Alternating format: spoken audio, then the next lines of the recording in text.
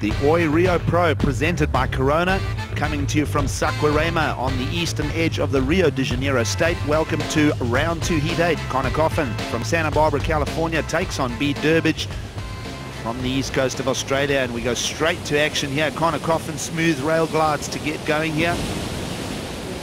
We'll find out what happened a little early on that wave face as we anticipate a great showdown here between the two. Both of them in form in 2017 again, obviously Bede Durbidge absent for 2016. Let's have a look at Connor here.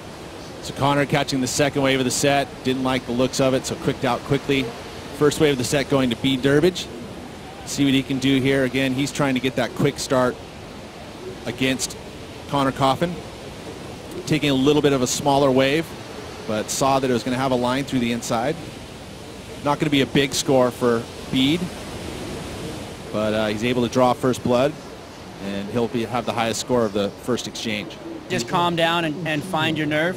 Yeah, pretty much. Like, there's not much you can do. Like, if the ocean send you a wave, you're probably gonna get the score, so it's just try to keep calm and in that very positive mindset. Connor Coffin will be in a positive mindset as well. He's re-qualified in 2016, and here he goes, live action. Young man from Santa Barbara, power on the rail is part of his legacy already. There is that big hack, lots of pressure on the back foot, finds the big two turns against Durbo here. Got such great style. You know, you see those little subtle adjustments, arms are always in the right spot, you know, he's always kind of utilizing the rail of the surfboard, the subtle adjustments just to kind of set up each and every maneuver. See how quiet his body is. He's not, you know, flailing around anything. Everything's compact. A little down carve, and see this little sight adjustments, and then goes in and explodes into the maneuver. That layback snap is something that he carries. A very high impact move. Finishes strong on this one. So just the two-turn combo, one high quality move. Gonna be a mid-range score, but look at that. See how he just rotates around, and that's the one thing he can do is he'll bring that back arm through the maneuver. There's always the point of you know, the experience coming to play off, and the young guys generally can make mistakes. Well, let's see if Connor Coffin's making a mistake or not. He's chosen a real inside wall, and it's finding the sandbar. Big dump float there for Connor. He'll hang on to it. He'll prone out.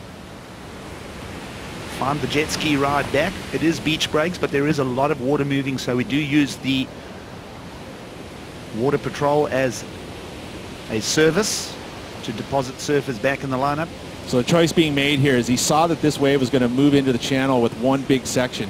He was hoping that it was going to be a connection with that section and then go into a further one, but it closed out too quickly there. But look at that. He rides that lip line. Critical move. Just one move. So it's not going to be a super high score, but he's going to add a second one. He's going to take that lead, extend that lead. Bede Durbidge 29th, my apologies, 24th on the Jeep leaderboard. And here he goes. The experience of Bede Durbidge, beautiful open face carve. Now the wave has a little slope to it. Starts forming on that sandbar we're talking about. Big hack. Oh. And Durbo will just dig the nose for an incomplete. There's alongside Peter Mel as you see the jet ski whiz by. And now Bede Durbidge switches his focus to the left-hander. And his body opens up. A little bit of a waft on the wave face, so lots of water moving. And during the break, let's have a look at what action took place. Connor Coffin still leading Bede Durbidge though at this stage. So again, looking left, looking right, decides to go left. As this wave backs off, but it's going to hit that shallow bank. He knew and read this one. Carries the speed into this first section. Again, those subtle adjustments. That's that timing to find that critical steep section. But a mistake and goes down on maneuver number 2. So another throwaway score. So this is a very close battle between these two surfers. No real scores of any substance yet. Able to compete and at a very high level and also stay on tour, which is really hard to do. Yeah, he's really maintained that career. 2006 won at Trestles.